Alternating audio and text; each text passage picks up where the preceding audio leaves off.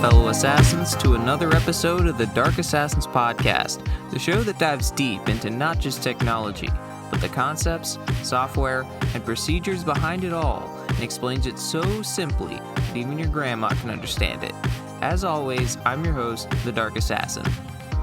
So in this episode, we're going to talk about one thing that's pretty crucial when it comes to developing good software and debugging software, running servers, and pretty much anything to do with technology and software development, and that is logging. Now, in the past maybe decade or so, maybe a little more than that, decade and a half, logging has seemed to have gotten a pretty bad rap. Looking at you, Facebook, looking at you, Google, looking at you, any other big known company, Amazon, all those guys out there that just love harvesting that sweet, sweet data of yours and selling it to advertisers. So logging has definitely not had the best reputation in the past few years, but there is a way that you can do logging the correct way and not sell your users' souls to the devil. So we are going to get into that in this episode, but first, let's get into our trivia question for this week. So Apache Subversion used to dominate the source control market share until Git took over. What year was the inflection point when Git took over to become the market leader? So what year did Git, the source control software, take over to become the market share leader from Apache Subversion or SVN? And that is your trivia question for the week.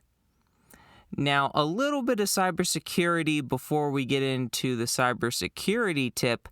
And I just want to have an open letter, or I guess an open floor, basically an open discussion to the financial institutions out there. So, dear financial institutions, can you please, for all that is good, implement real multi-factor authentication in your apps and on your websites? And by real multi-factor, I'm talking about actually being able to use an authenticator app or a YubiKey or something else besides an email code or a text message. Can you please implement something?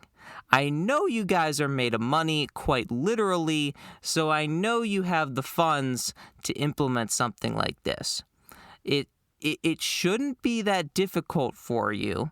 I'm sure that you can do it if you wanted to, and it would greatly improve not only the lives of your users, but also their security and their account security, which in the end would potentially save you money because it would reduce the risk of people's accounts getting hacked and therefore you being out of money.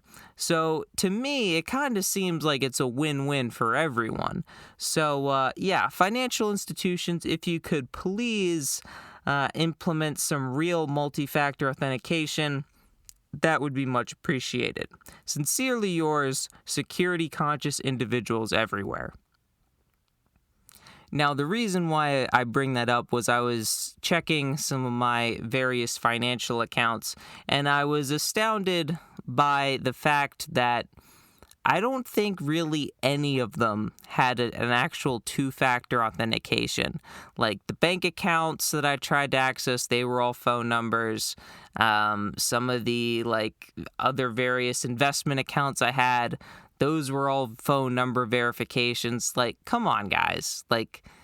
It shouldn't be this difficult to get some real multi-factor authentication going. Now, in fairness to them, I will say that I am able to set up biometric authentication on my phone in order to log into the apps. But when it comes to like the web or just in general, there is no multi-factor through like a Microsoft Authenticator or Duo or Okta Verify or any one of the two-factor apps out there. So it's definitely something that I am kind of bummed to see, especially when it's something so crucial like finances and your money. But I guess that's neither here nor there. Now, let's get into this week's actual cybersecurity tip.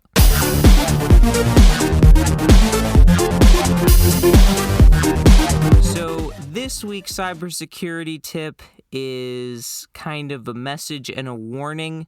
There has been a new piece of malware this past week that has been absolutely sweeping through mobile devices called Threads. I read my notes wrong. It's a new social media app called Threads. Yeah, it's that thing that the Zuck, our data be upon him, came out with this past week. That's allegedly the quote-unquote Twitter killer. Now, I didn't want to even talk about this week, but then when I looked at the apps page on the App Store and saw the absolute laundry list of data that it harvests about you, I thought, oh man, we gotta talk about this, because this is just a privacy nightmare, and that's, I think, putting it nicely. So in addition to the horrendous nature with all the data that this app collects on you, which, as we will cover, why it needs to collect some of this data for a social media app is beyond me. But before that, it came out pretty quickly. One of the issues with Threads is how tightly linked and intertwined it is with Instagram. Now, some people have argued that this is a good thing, because when you sign up for Threads, all of your Instagram followers are going to be over on Threads because their accounts are so linked that you can join Threads and you can already automatically follow all of your Instagram followers and people you follow there, and everything works great. The problem is, if you ever want to delete your Threads account, you can't. That is, unless you also want to delete your Instagram account. The best thing you can do if you download and install and use Threads is to disable your account. But that does not mean that your account is deleted. So the only way that you can get rid of your Threads account, if you make one, is to delete your Instagram account too. So, it's not something that you can just be like, oh, I'll go on there, make an account, see what it's like for a week, and then if I don't like it, I'll just delete my account. Yeah, you can't do that. So you definitely want to think long and hard about if you actually want to sell more of your soul to the Zuck, our data be upon him. But of course, he would love nothing more than for you to sign up for his app and to give you more and more of your sweet, sweet data to him. Now, Elon has come out also, and I believe he's trying to file a lawsuit in this case because of how closely it resembles Twitter. You think that it was a stealing of intellectual property. Again, this is one of those things that when you have absolutely no skin in the game for either side, it's absolutely hilarious to watch from the sidelines. I mean, these two massive billionaires going at it, having a hissy fit, trying to take down the other because the other launched an app to compete against them. It's pretty hilarious. So with that, I think it's probably about time that we look through some of this data that is linked to you.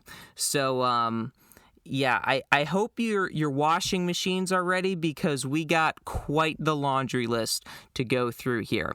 So, on the Apple App Store, the Data Linked to You section, the following data may be collected and linked to your identity: health and fitness data, financial info, contact info, user content, browsing history, usage data, diagnostics, purchases, location, contacts, search history, identifiers, sensitive info, and other data. So, yeah, that was quite the laundry list.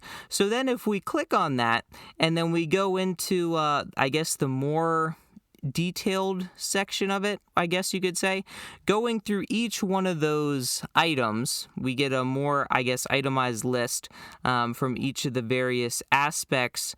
So here, let's start with third-party advertising. So in purchases, third-party advertisers will have access to purchase history, financial info, precise and coarse location, contact info including physical address, email address, name, phone number, and other user contact info, your contacts, user content such as photos, videos, gameplay content, or other user data, search history, browser history, identifiers such as your user ID and device ID, so they know exactly your device and can track you around, usage data such as product interaction, advertising data, and other usage.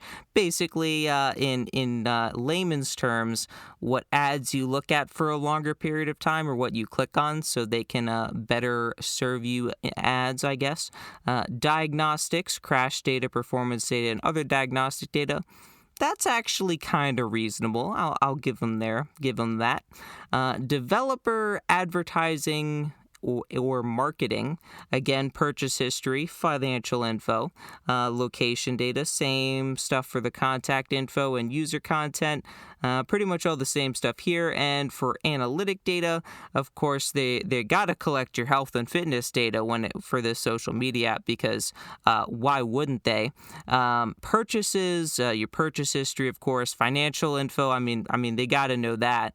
Your location data, obviously, contact info, same stuff. So the thing that kind of gets me about this is some of this you could make the argument that it's understandable why a social media app would collect that kind of information about you. Like, for example, your location data. While it stinks that they collect your location data, in a way, it kind of makes sense, because then they can feed that into their algorithms and maybe try to find people close to you, or small businesses close to you, or activities close to you, or things like that could, get you more engaged in your community.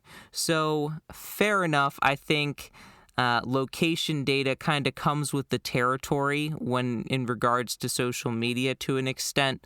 So that one, while I don't like, I think it's at least understandable, I guess we can say. Now, some other things here that are that also, I guess you could make the argument that it's not unreasonable that they're collecting this information. And that would be user content, which, I think it's safe to say that you're publishing a picture, video.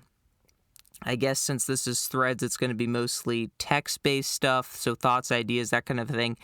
You're publishing that info online, so it's basically assumed that that information is going to be public. I think it's kind of obvious that if you post something on the internet, it's there forever.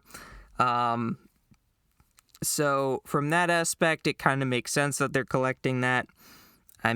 It makes sense. Contacts, this one, not really good, but you could still make the argument that as a social media company, they want to connect you with people. So if they have your contacts, they could more easily connect you with your friends, because obviously it's so much of a chore for you to actually type in a search bar and type the name of your friend when you could just have the app show you your friend and you hit add. So obviously, it's way too inconvenient for them not to collect your contact information, so they got to collect that.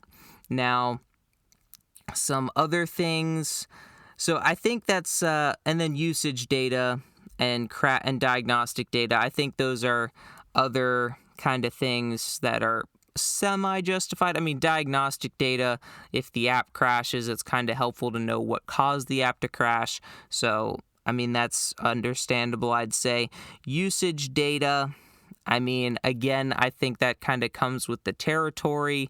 Ideally, they wouldn't collect anything about your usage. But again, it's social media, so I think it kind of comes with the territory. Now getting into things that, like, why the heck do they need to know that? So basically everything else. Now, purchases, why on earth they need to know what your purchase history is? That's beyond me. Financial info beats me. I mean, the only thing I could see for financial info is I believe they're planning on doing some kind of subscription verification process thingamajig, because of course they are. So in that case, they would obviously need to know have some kind of payment information for you to be able to pay for that. So I guess that kind of sort of makes sense. Now, why they need your physical address? That is an excellent question. I'm not exactly sure why they would need your physical address. And health and fitness data. This one just completely blows my mind, because what in the world would a social media app need your health and fitness data for? Can someone please enlighten me as to why Threads needs access and will collect information and data about your health and fitness? Like, why? Like, what are they going to do? Harvest your health and fitness data app and then or your health and fitness data and then recommend you like doctors, or recommend like fitness plans, or tell you to go to the gym or something? Like what is this? And then like that just complete mind blow when I saw that. And then of course there's there has to be the umbrella flag of other data, because the laundry list that was given was not inclusive enough. Now, another thing that is kind of interesting about this is if we scroll down near the bottom where it talks about data collected for app functionality, health and fitness is again included in app functionality. So if someone could please explain to me how health and fitness data is required for the Threads app's app functionality, I would really like to know that. Another thing that's really interesting about app functionality that's listed here is in addition to payment info, like I guess you could make the argument it makes sense if you're paying for their subscription verification service or whatever. Another thing listed here for app functionality is credit info. To me, that screams credit score. Now, maybe it's not, but why on earth now, I guess credit info, if they're coming at it from the fact that it's like a credit card number to save for your purchases for their subscription service or whatever, I guess you maybe could make that argument, but credit info is really broad. If they specifically wanted to say credit card rather than just credit info, plus credit card kind of falls under payment info. So that is quite peculiar. And then, of course, in user content that's required for app functionality, emails and text messages, of course, because Threads needs to be able to read your emails and view all your text messages to see who you're talking to, so they can better serve you ads and better sell your data to advertisers, to the highest bidder. So it's just a courtesy of them, to be honest. So yeah, there's quite the laundry list here. And the really funny thing, the cherry on top, if you will, is Threads is I can't even think of the word. They're trying to harvest so much data that it's currently, at least as the recording of this podcast, banned in the EU. If you're in the EU, you're not allowed to download it because it violates too many of their privacy violations. So if that doesn't put the cherry on top, I'm not sure what will. Now, I don't think it's too much of a surprise that an app by Facebook, or I guess their official name is Meta. We gotta call them by their real name, I guess. It's no surprise that an app created by the company that creates Facebook is a data-hungry pig. So that really doesn't surprise me in the slightest. So assuming you haven't already sold your soul to the devil, don't download the app and don't create an account if you actually want to have any shred of privacy left. Don't just steer very far away from this app. But definitely don't stray too far that you don't keep up with all of the potential fires that go on with all the controversy and lawsuits and all the fun stuff that comes with having absolutely no skin in the game and seeing things go wild, like I've talked about before on the podcast with all the Twitter drama and how I always find it so hilarious that everyone's complaining and whining and thinking everything, it's all the end, and I'm just over here like, man, this is absolutely hilarious. So yeah, cybersecurity tip for the week, steer clear of Threads. Now, for the nerdy stuff, I guess, let's get into what nerdy stuff have I been up to this week. Now, some of you might be expecting that I'm going to talk about how I fixed all my memory leak issues that I had talked about in the past episode, in the video game I'm making. And I did indeed make some more updates to that. It's in a much better state than when it was when I talked to you last week, but it is still broken in certain places, still has some memory leaks. Specifically, there's I think 2 test cases that are leaking memory at the moment, and I think one of them's crashing maybe. It's been very hit or miss whether it actually is crashing or not. From what I recall, it's I don't think it's crashing at the moment, but it still is leaking memory. But it's significantly less memory than when I started on this endeavor. But, of course, this is me we're talking about. So I got sidetracked. I decided to work on a different project. But for my justification for getting sidetracked and working on this other project was my inevitable goal with this other project I started working on this week and basically finished, was to actually incorporate it into my video game project and subsequent projects that I plan on making in the future.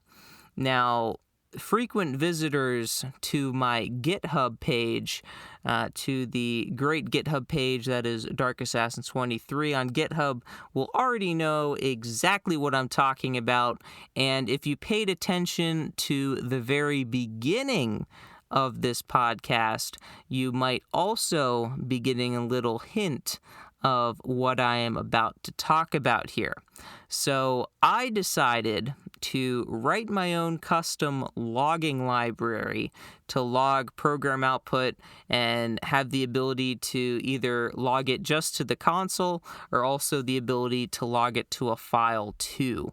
Now, of course, because it's on my GitHub, it is completely free and open source, so anyone can feel free to download it, use it, compile it, build it, do whatever they want to their heart's content.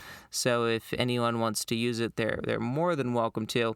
So, and also, I guess I should mention that I've made a big deal talking about memory leaks the past couple weeks, and I have ensured through my testing of this library that this library is indeed memory leak free. So that is a bonus. So basically, going into what the library is, why I wrote it. So it comes back to the idea of logging. So we talked at the beginning of the episode why logging is so important, but how it's kind of gotten a bad rap in the past few years, kind of as we mentioned not too long ago about social media companies and whatnot just harvesting all kind of data and logging a ton of stuff about you and what you do and all that stuff.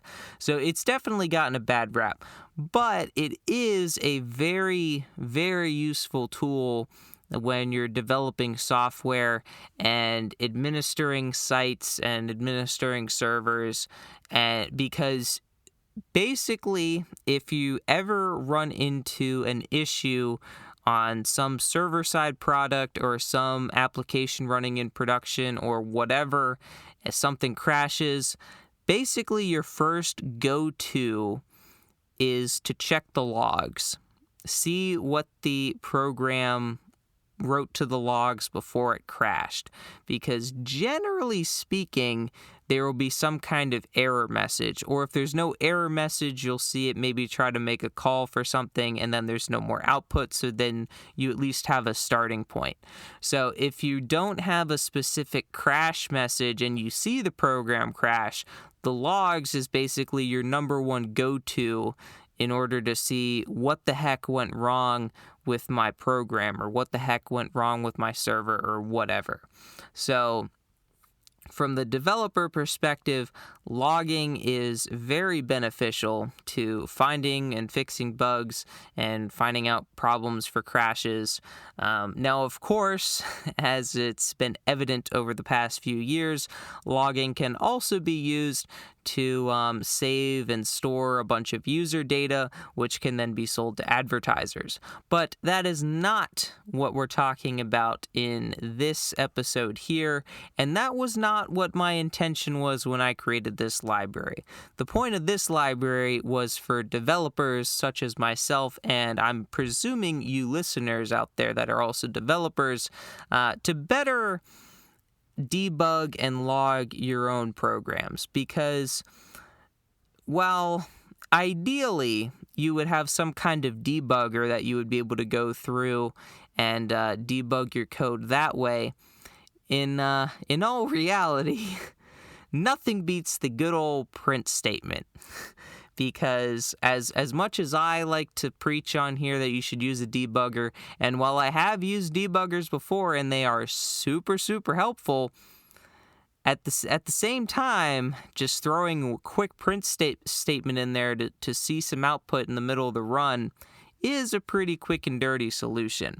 But more than that, you can also track the functionality of your code as well pretty easily during runtime, rather than having to run it through a debugger and have everything pause while you examine things. You can kind of run the program and see the whole output of everything that it went through without having to manually step through and analyze everything in the debugger. So while print statements might not be the best way to debug, definitely not the best way to debug by far, because you can't really get into all the memory as easily and see everything that's going on like you can in a debugger, logging and having print statements is a pretty good way to have a quick and dirty solution for that. Now, this is where wanting to write my own logging library comes into play, because while yes, being able to print something to the screen is nice, if you also want to be able to save that output long term, it's a little more difficult to do unless you're always piping the runtime of your program to a file, which you can do. But if your program requires any kind of user input, that's not exactly going to be a very good solution. So that's part of the idea where the logging library comes in. So talking a little bit about the library itself, it's basically has a couple different levels to it, but it's more or less a glorified version of printf because I wrote it in C. So basically, there's a couple different baseline levels where you can just either log something to the console and or file, which basically just acts like printf. One will auto do a new line for you, while one won't. And then there's also ways that you can specify debug levels. And the reason why this is super handy from the software development perspective is it allows you to have a bunch of print statements littered all throughout your code for various things you're trying to debug, or information messages or warnings, errors, that kind of stuff. And you can have all of that in your code, and then based on what you're trying to do with your code, you can just simply specify a debug level, and then some of those print statements just won't ever be executed because they don't meet the threshold for what the debug level is. So the reason why this is nice is because if you've ever just put a bunch of print statements throughout all your code and you forgot to delete them, your console output or your file output kind of gets flooded with print statements. Some of them aren't really that relevant, but then it's annoying because if you find out later you want that print statement back, you either have to go back through, find it, and uncomment it, assuming you commented it out, or just write it again because you deleted it because you didn't want to see it anymore. But by having the various levels of debugging, you can literally leave those prints in there, and then all you have to do to get them back is just change your debug level to be a lower level so they'll actually print out. So it can definitely be very helpful in that regard. And then the other thing that it also does is there's other functions that you can call which will allow you to log which function and file and line number it came from, as well as a timestamp. And this can be pretty helpful if you're developing and your print statements for your debugging is here in all caps with like 5 exclamation marks, and that is your debug statement for every time you do a print. And the more of those you put in there and the more of those you see, it can be quite difficult to track down which here statement you are referring to. So the nice thing about this is not only do you get to see the timestamp, which if you're just debugging locally like a simple application, the timestamp honestly isn't really that helpful. But if you're using some kind of, like say you're writing a server application, right? You're writing a server and you want to check the logs of maybe you want to see what kind of your loads are, and what you could do is you could basically have a print statement in there for using this logging functionality to basically say, like, once you receive a new connection, like log new connection received or whatever, and then that would have like the timestamp and the function call, and that way you could kind of be able to easily see, when are some of your peak times for when your server is getting hit more. So there's definitely some benefit to having auto timestamps in your logging print debug statements.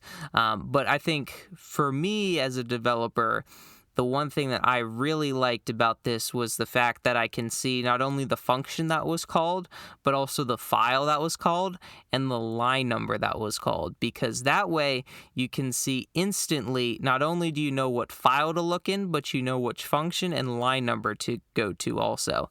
And the great thing about it is you don't even have to write that information in your print statement, because sometimes I know when I've done my print statement debugging messages, some of the messages will be kind of similar and I'll do like, before X variable is set, after X variable is set, but before Y variable is set. And then just have print statements like that littered throughout the code when there's a certain function that's not behaving properly. But using this, you would be able to see exactly which line number that print is coming from, which function that print's coming from, so you'd be able to easily identify where you got to in the code before your program crashed. So there's definitely so much value in logging your programs and logging your functions and your apps and your servers. So there's a lot more to logging than just harvesting user data. Now, theoretically, could you use this library to harvest user data? Technically, yes, I guess. I mean, because you have the ability to auto log things to a file as well as to the console, or just log it straight to the file, you theoretically could log all the, like if you're writing a server application that receives connections from clients, you could easily log the IP addresses, which most servers do anyway.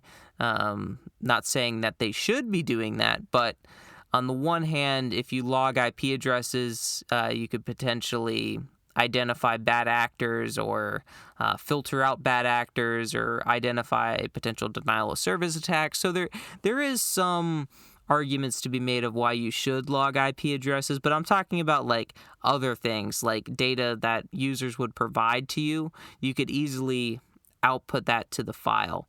But with that said, there would have to be some heavy modifications to the library, which I am not implementing, in order to more effectively harvest user data. Because as it stands right now, only one log file is generated. Now, you potentially could generate more than one through one run of the program, but it wouldn't give you much practical use from a visual standpoint, in the sense that how it's currently laid out, the files that it generates is basically the name of your program followed by the timestamp of when the log file was initially generated. So it would be a little difficult to log individual user data and easily extrapolate all that data out and tie all the data to a single person. Now, with that said, you theoretically, I guess, could, because how the logger is set up, in order to log data to a file, you have to first initialize the logger. But if you just want to output stuff to the console by default, you don't have to do that. But if you did want to write stuff to the file, you'd have to initialize the logger, and then when you call cleanup on the logger, that's what closes everything out, and then you'd be able to call init again on the logger and be able to specify a different.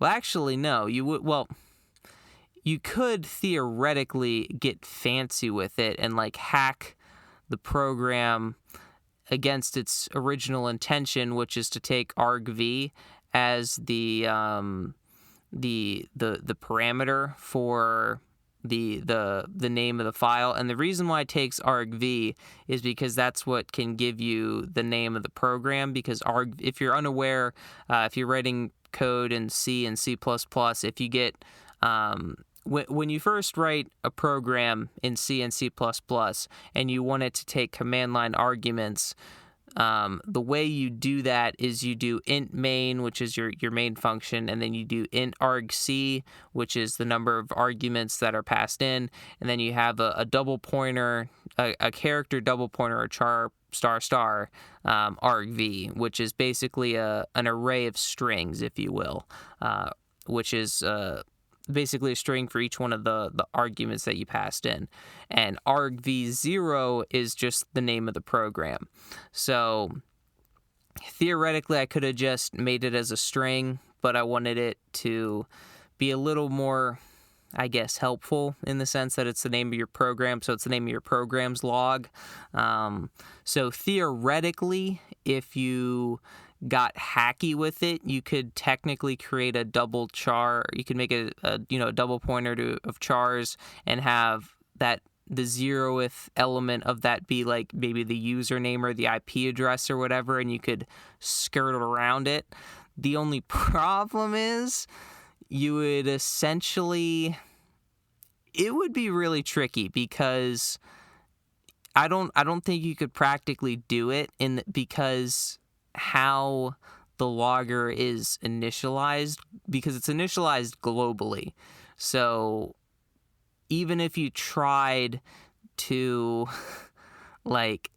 because quite honestly with you guys, I am walking through these steps trying to figure out how you would do this on the fly. I didn't write any notes for this at all. This is all on the fly.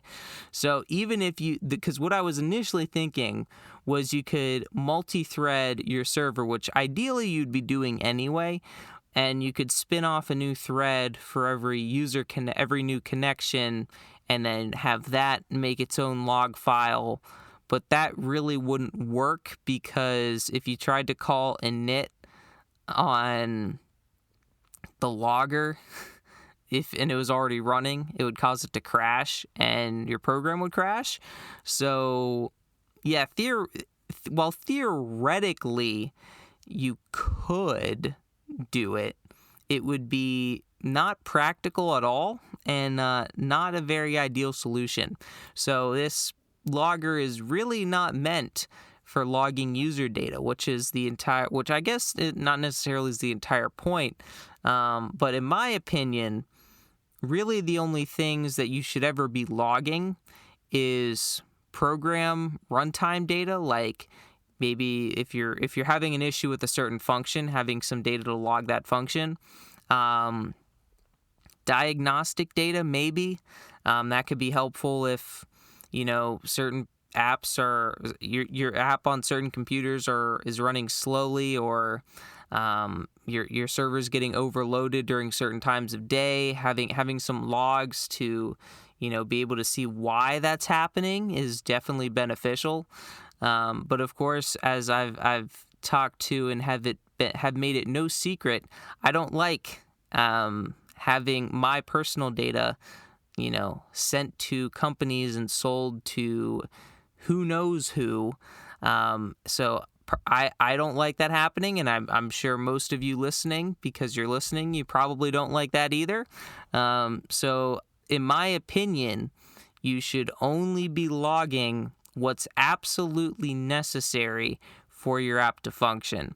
And in my opinion, in most of the development that I've done, there has been absolutely zero need to log any kind of user data. The only data that I've really ever logged, which I don't think I've really done any kind of logging in anything that I've published, especially on my GitHub, but any app that's currently on my GitHub, I guess technically this logger library logs stuff, but technically it also doesn't, because it's just a library that someone else could call. But then again, there is a test program in there to show the functionality, but that's literally just showing the functionality. But yeah, there's literally no logging. The only thing that I would ever do from a logging perspective personally is mainly as a flow thing to kind of see when I'm in certain functions, when certain things are being set, what they're being set to, and basically just diagnostic program data that helps me, improve the app and that kind of a thing. Because logging user data is just, in my opinion, kind of a scummy thing to do. I mean, I understand if the product is free, you are the product. That's kind of the saying. If something on the internet is free, or a piece of software is free, or a service is free, the reason it's free is because you are the product. Your data is being collected and being sold to advertisers. Now, personally, I don't like that business model, but it is what it is. That's how things are. But at the end of the day, the reason I made this library was to improve my ease of logging things in my personal programs, to make things easier for myself, and that's it.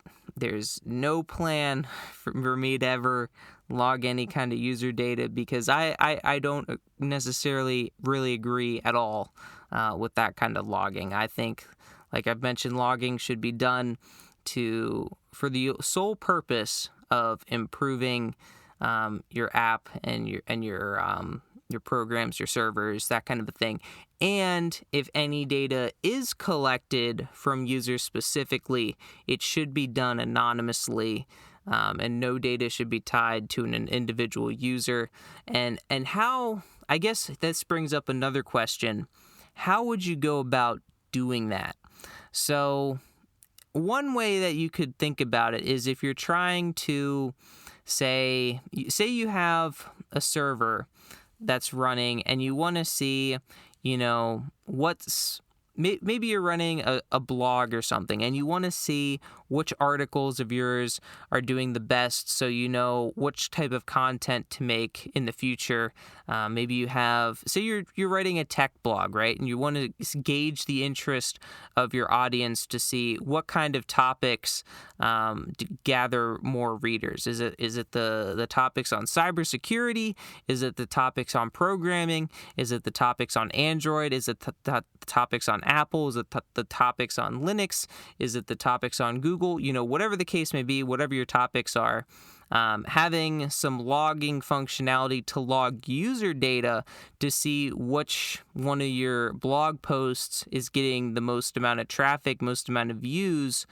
In that sense, it would actually make sense to log user data to see what's most popular, so you can then cater to your audience better in order to, provide them the content that they want to see, and to make your site more successful and whatnot. Now, you can log user data in this case without tying it to individual users. And I think with this website example in particular, it shouldn't be too complicated on how you can go about doing that, logging user data while also keeping it anonymous. And basically all you got to do is, is someone connecting to my site? Yes? All right. Increment a counter. I logged user data. Your data that you visited my site has been logged. I don't know anything about you. I don't know what type of device you connected to my website on. I don't know what browser you used. I don't know what operating system you're running. I don't know how old you are. I don't know anything about you. All I know is that someone, that being you, visited X site part of my blog to read X article, and now that gives me data to see that you apparently like the article. Or maybe you could have something like likes and dislikes or something also on your article, that people could have some interaction with that way, and you could track the likes and dislikes without specifically tying those likes to specific users. Now, obviously, if you were doing something like that, you would obviously want to have some kind of capture or something, so you wouldn't have a bunch of bots spam liking or disliking you, or your article rather. But I think this is a fairly easy example of ways that why you would want to log user data, but also how you can do it in a manner that isn't selling that person's soul to the devil and harvesting every little bit of data you can about them to sell to advertisers. Because how I think a lot of sites would go about doing that is they would see, rather than being like, okay, someone connected to my site and they read this blog post and they liked it, I'll add a counter up for people like this content. What they would do is they would be like, oh, this person connected from a MacBook running El Capitan, which I'm not sure why you'd be running El Capitan. It's kind of old. But say you're running Ventura. You're running an M1 MacBook with Ventura. You connected through IP address 56.123.24.152, and you connect. I don't know where that IP is located, but for the sake of argument, they're located in Atlanta, Georgia.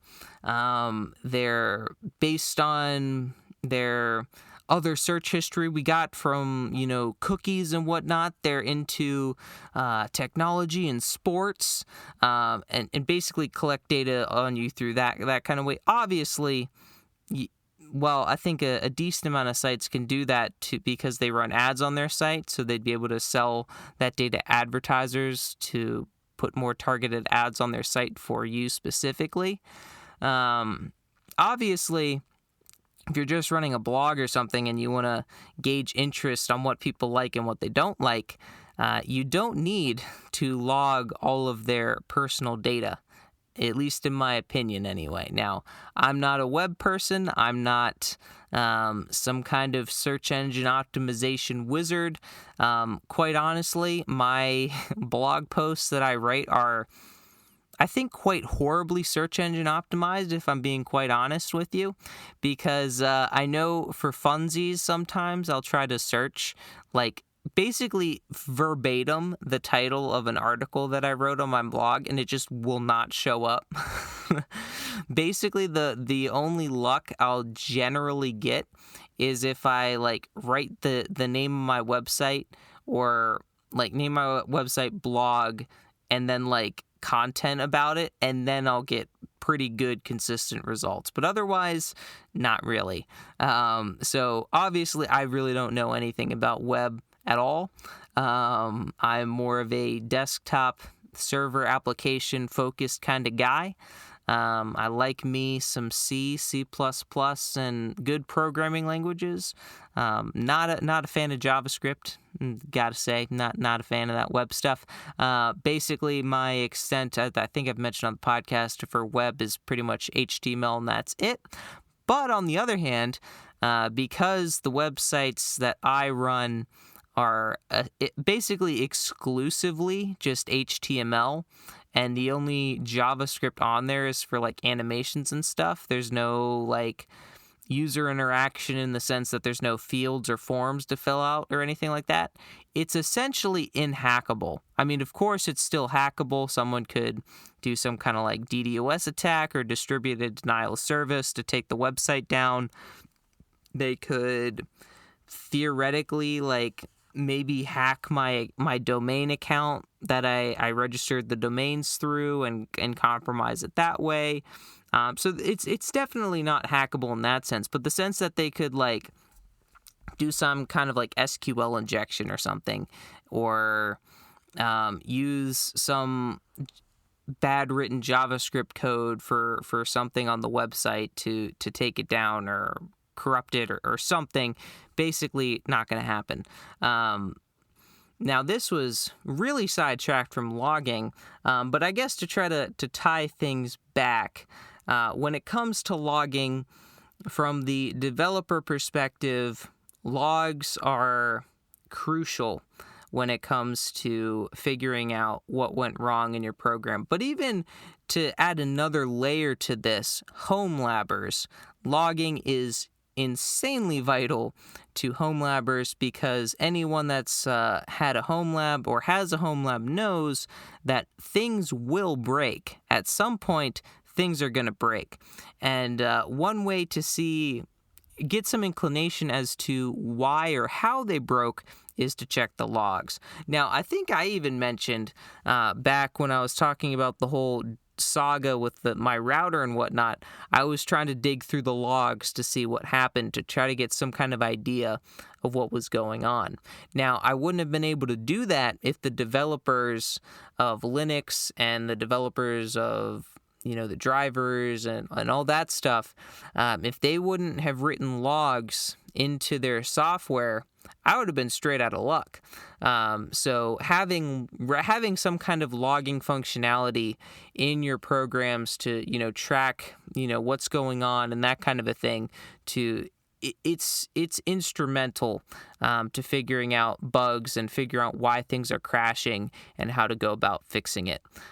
So hopefully, I think there's a very slim chance that this is actually going to happen, but hopefully someday maybe we can return to a world where the only logging that is done is for programs to figure out why they're crashing and how to better improve the program and get a sense of what the program is doing behind the scenes, rather than logging every single little thing we do in our personal lives and on our computers and on the internet.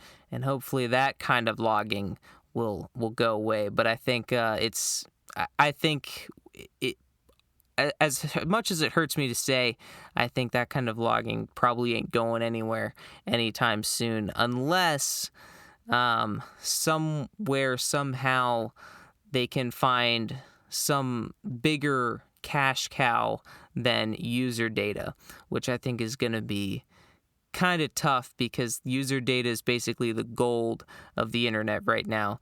And also, you know for sure that governments are definitely not going to want to give up logging user data because security, right? Because the more data you can collect on your populace and the more data you can know about them, the better you can keep them safe and protect them. Because of course, the best thing, the most secure thing, and the best feeling that you can have is when the government comes knocking at your door and says, "We're the government and we're here to help." There's nothing more reassuring than to hear that beautiful phrase from the government. Or in general, just having just knowing that all of your data is kept safely and securely on other people's computers all across the world, so that they can better serve you advertisements and know every little thing about you, and even maybe know you better than yourself. Because that's just so reassuring and can help all of us sleep a little bit better at night, I think. Obviously, that was a whole lot of sarcasm at the end. So to wrap this episode up, let us finish with our trivia question.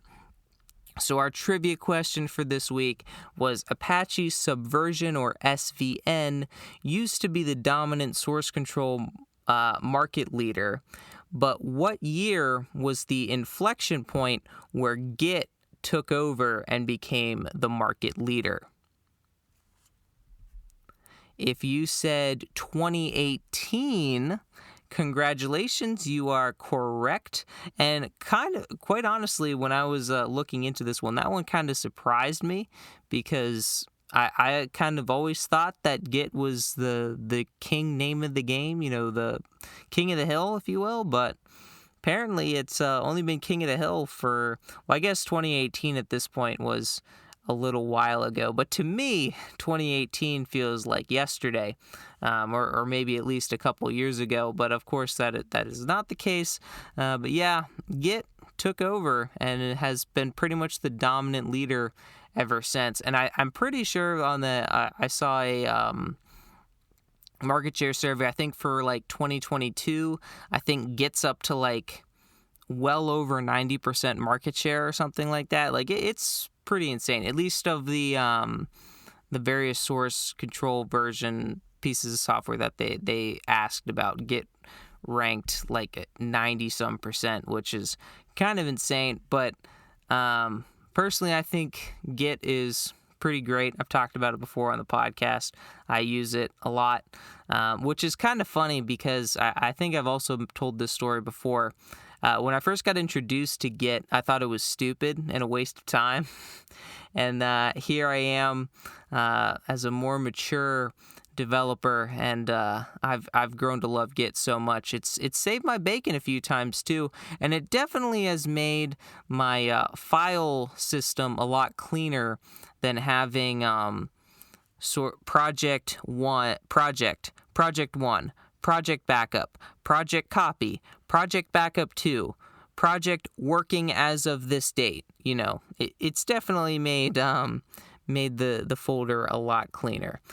So Git is definitely pretty good. And I have used other version control systems too throughout my software development career, but in my opinion, Git is better than those other ones.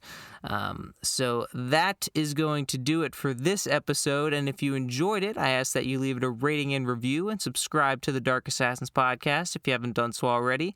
Also, be sure to share with a friend or family member who you think might enjoy it. And also, if they haven't heard the warning about threads, definitely going to want to have them listen to the warning that we gave in this episode. And if you have any questions about this episode or have any comments, questions, or topics for future episodes, you can shoot me an email at contact@darkassassinsinc.com. As always, there is a link down in the show notes below for that. And that's going to do it for me in this episode of the Dark Assassins podcast. Until next time, my fellow assassins, remember, bool nothing equals true. If action not equal to null, return true. I'll see you next time on the Dark Assassins podcast.